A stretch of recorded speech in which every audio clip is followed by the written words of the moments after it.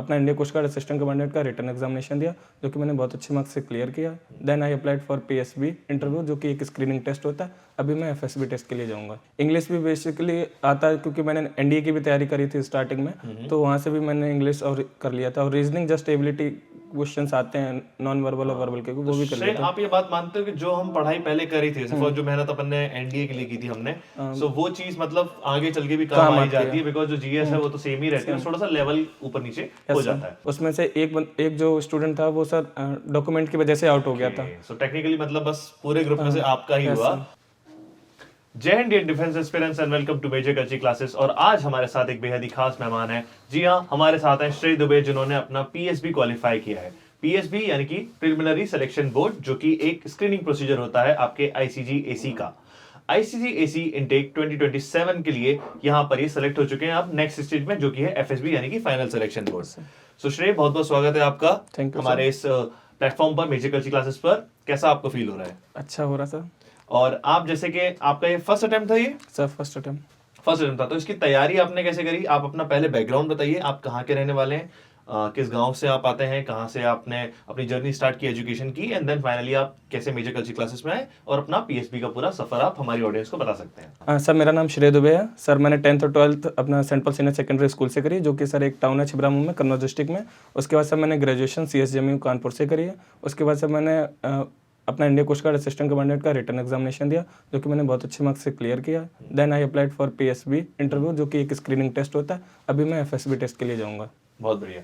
सो जो आपका पीएसबी होता है, जो रिटन एग्जामिनेशन है, ऑलमोस्ट आई गेस 400 मार्क्स का होता है। तो इसमें क्या क्या सब्जेक्ट्स आते हैं आपके? सर इंग्लिश आती है, इसमें मैथ्स आती है, रीजनिंग आती है और जनरल अवेयरनेस आती है। तो इसके लिए आपने तैयारी, मतलब बहुत टफ तो नहीं होता है वैसे, बट फिर भी आपने तैयारी जो रिटर्न की थी वो कैसे की थी, एक बार आप बता सकते हैं कि कौन सी बुक्स थी या क्या था, आप सजेस्ट कर सकते हैं? सर मैंने मैथ्स के लिए तो नॉर्मली जो अपना अर्थमेटिक और एडवांस के लिए ऑलरेडी पढ़ रखा था, तो वही था। जनरल अवेयरनेस के लिए मैंने यूट्यूब से काफ़ी वीडियोस वगैरह देखी थी, वहाँ से क्लियर किया था। इंग्लिश भी बेसिकली आता है, क्योंकि मैंने एनडीए की भी तैयारी करी थी स्टार्टिंग में, तो वहाँ से भी मैंने इंग्लिश और कर लिया था। और रीजनिंग जस्ट एबिलिटी क्वेश्चंस आते हैं नॉन वर्बल और वर्बल के, वो भी कर लेता हूं। आप ये बात मानते हो कि जो हम पढ़ाई पहले करी थी, जैसे जो मेहनत अपन ने एनडीए के लिए की थी हमने, सो वो चीज मतलब आगे चल के भी काम आई जाती है, बिकॉज जो जीएस है वो तो सेम ही रहती है, थोड़ा सा लेवल ऊपर नीचे हो जाता है। अब बात करते हैं स्क्रीनिंग पार्ट की। तो जैसे आपको पता चला कि स्क्रीनिंग होता क्या है, बिकॉज उसमें आपको पता चला होगा कि स्टोरी राइटिंग एक पार्ट होता है, नरेशन एक पार्ट होता है, जीडीए, एंड साथ ही सीसीबीटी भी आपको थोड़ा सा कंफ्यूजिंग लगा होगा शुरू में कि क्या चीज है। तो यहाँ पर आपने पहले सीसीबीटी की तैयारी कैसे करी, वो आप बताइए हमारे। सर सीसीबीटी एक्चुअली में टोटल 7 टाइप ऑफ क्वेश्चंस होते हैं, उसमें 10-10 करके क्वेश्चन होते हैं स्टार्टिंग में, फिर उसके लास्ट सेक्शन में 20 क्वेश्चन होते हैं। तो क्वेश्चन सर सिटिंग अरेंजमेंट से आते हैं, ब्लड रिलेशन से आते हैं, नॉर्मल सर जो आप रीजनिंग पढ़ते हो कॉम्पिटिटिव एग्जामिनेशन के लिए वही आते हैं, तो वो इजीली हो जाता है। आपको हर सेक्शन टाइमर मिलता है, किसी के लिए 4 सेकंड मिलते हैं क्वेश्चन के लिए, किसी के लिए 10 सेकंड, किसी के लिए 20 सेकंड। ये अब नॉर्मल चीज़ें होती हैं, ये इजीली बंदा कर लेता है। मेन टास्क होता है सर पीपीडीटी का, जब उसके बाद पिक्चर एक आपको हेजी पिक्चर दिखाई जाएगी 30 सेकंड के लिए, उसके बाद आपको 4 मिनट मिलते हैं सर लिखने के लिए, और उससे पहले आपको 1 मिनट मिलता है सर बॉक्स डिटेलिंग और एक्शन पार्ट फिल करने के लिए। जब आप वो कर लेते हो, आपको अच्छी सी स्टोरी लिखनी होती है। जितनी अच्छी आप स्टोरी देखेंगे, आप जैसे परसेप्ट करेंगे, उसकी अच्छी आपको लिखनी होगी।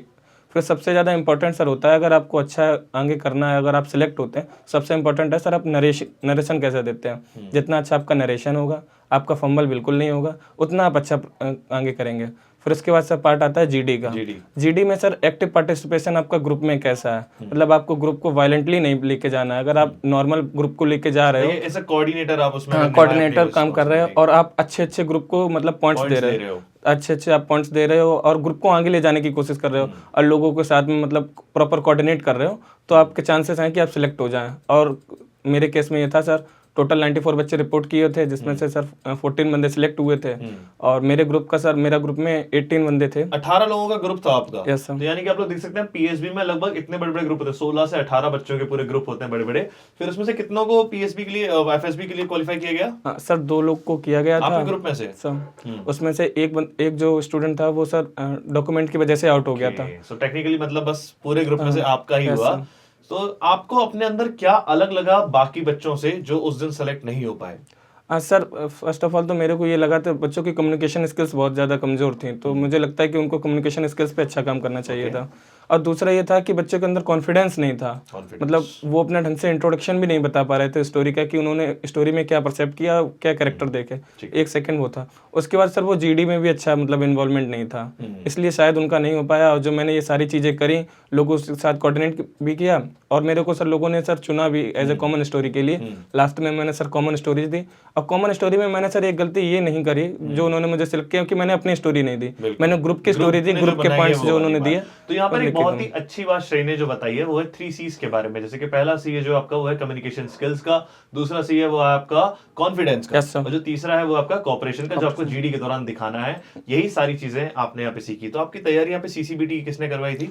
सब विशाल सर ने सीसीबीटी की तैयारी, जो हमारे अरिथमेटिक का पार्ट देखते हैं, रीजनिंग का पार्ट देखते हैं विशाल सर, तो उन्होंने कैसे पूरी तैयारी करवाई, थोड़ा सा उसके बारे में बताइए। मॉक टेस्ट कैसे लिए जाते थे आपके? सर डेली मॉक टेस्ट होता था हमारा, उससे पहले 1 घंटे क्लासेस चलती थी जिसमें कॉन्सेप्ट्स क्लियर करते थे। फॉर एग्जांपल ब्लड रिलेशन के कॉन्सेप्ट, तो वो बताते थे कि क्या ट्रिक्स लगा सकते हो आप कि जल्दी से जल्दी, क्योंकि वहाँ पे हमारे पास टाइम नहीं होता है सीसीबीटी में, तो बताते थे ट्रिक्स आपको कैसे क्या करनी है। उसके बाद उन्होंने सर पेपर पैटर्न को भी बता दिया था कि इस टाइप का पेपर पैटर्न आएगा, इस टाइप के रीजनिंग एबिलिटी क्वेश्चन होंगे। जैसे क्वेश्चंस यहाँ पे कराए थे सीसीबीटी के, वहाँ पे कैसे क्वेश्चन आए थे? लगभग सेम थे सर, लगभग 95% आप कह सकते हो सेम रहते हैं, क्योंकि जो क्वेश्चन कराए रहते हैं, फिर डिपेंड ये रहता है सर आप कितना अच्छा कर रहे हो। यहाँ पर तो सर ट्रेनिंग दी जा सकती है, कोई भी हो सर ट्रेनिंग आपको देगा, उसके बाद आप अपनी रीजनिंग एबिलिटी कैसे लगा रहे हो उसको सही से ढंग से करने के लिए वो मैटर करता है। तो श्रेय, आपको पीपीटी में शुरू में कोई दिक्कत आई थी या फ्लुएंट थे? सर नहीं, शुरू में तो काफी दिक्कत थी कि कोई पिक्चर दिखा दी गई आपको, समझ में नहीं आता इसमें लिखना क्या है, विचार ही नहीं आता है कि इसमें करना क्या है। फिर स्टार्टिंग में बहुत दिक्कत होती थी कि भाई पिक्चर दिखा दी, उसमें तो यही नहीं समझ में आ रहा था कि कैरेक्टर्स में दिख कौन सा रहा, मैं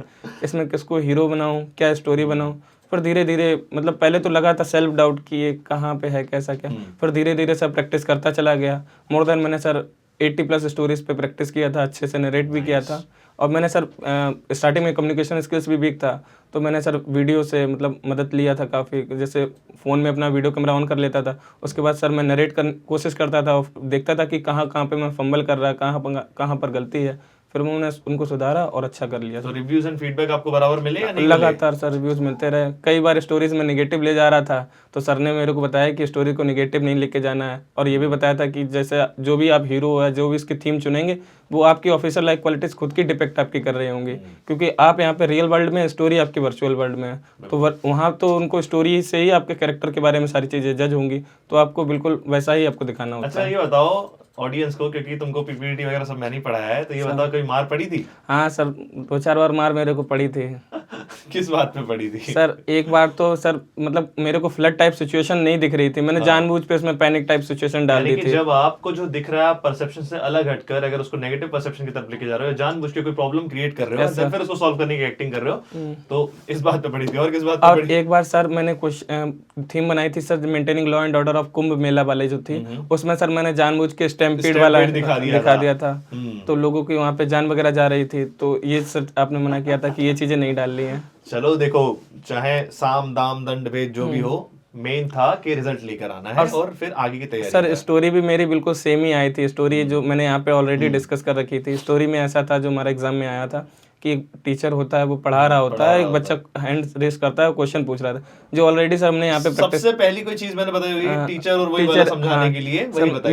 मेन सर जो आपने प्रोफेशंस बता दिए थे, लगभग 24-25 प्रोफेशंस बताए थे कि टीचर वाला है, अगर एग्रीकल्चर डिपार्टमेंट का है, स्टूडेंट है, कॉलेज है, प्रोजेक्ट है, जो आपने मेन जो थीम्स बताई थी लगभग वही थी सारी थीम्स। मेरे ग्रुप में यही था बिल्कुल, तो मैंने अच्छा से कर लिया था, अच्छी स्टोरी लिखी थी, नरेट भी अच्छा किया और एक्शन पॉइंट्स भी बहुत अच्छे दिए थे, तो यही मेरे को लगता है काफी हेल्पफुल हुआ। बहुत अच्छा लगा आपसे बात करके, and I wish you good luck for your FSB part and medicals के लिए भी, and I am truly sure कि आप पक्का अपनी व्हाइट यूनिफॉर्म को पाएंगे और हमें प्राउड फील कराएंगे, अपने परिवार को प्राउड फील कराएंगे। अंत में कोई मैसेज जो आप एस्पिरेंट्स को देना चाहते हैं कि वो कैसे चीजों की तैयारी करें, कैसे अपना मोमेंटम बनाए रखें, प्लीज आप बता सकते हैं। सर फर्स्ट ऑफ ऑल कि कोई भी स्टूडेंट है, सबसे पहले अपना सेल्फ कॉन्फिडेंस को बिल्कुल भी नहीं खोना है, अपने ऊपर डाउट बिल्कुल नहीं करना है। एवरीवन कोई मतलब पहले से ही नहीं सोच के आता कि हम कर ले जाएंगे, नहीं होगा, कोई भी प्रॉब्लम होगी, तो सबसे पहले आपको अपने ऊपर काम करना है, अपने नेगेटिव पॉइंट्स को ढूंढना है और उनको ख़त्म करना है। फॉर एग्जांपल मेरे को भी स्टार्टिंग में पीपीडीटी में दिक्कत हो रही थी, तो मेरे को ये दिक्कत था कि मेरे को ब्रेनस्टॉर्मिंग आइडियाज़ नहीं आ रहे थे, तो उसके बाद मैंने सर वर्क किया और कई सारी चीज़ों को भी देखा, करंट अफेयर साथ में उसको पॉलिसीज़ वगैरह को लिंक करने की कोशिश करी और फिर उसके बाद मेरा हो गया सर। चलो श्रेय, thank you so much. And जितने भी डिफेंस एस्पिरेंट्स हैं, आपको मैं यही कहना चाहूंगा कि ऐसी और भी सक्सेस स्टोरीज मैं आपके सामने लेकर आता रहूंगा। तो बने रहिए मेजर कल्ची क्लासेस के साथ और चैनल को सब्सक्राइब करना और फॉलो करना ना भूलिए। अगर आपको किसी भी कोर्स की अपडेट चाहिए तो आप कॉल कर सकते हैं 9696330033 पर। And wish you good luck. जय हिंद, जय Bharat. Thank you so much.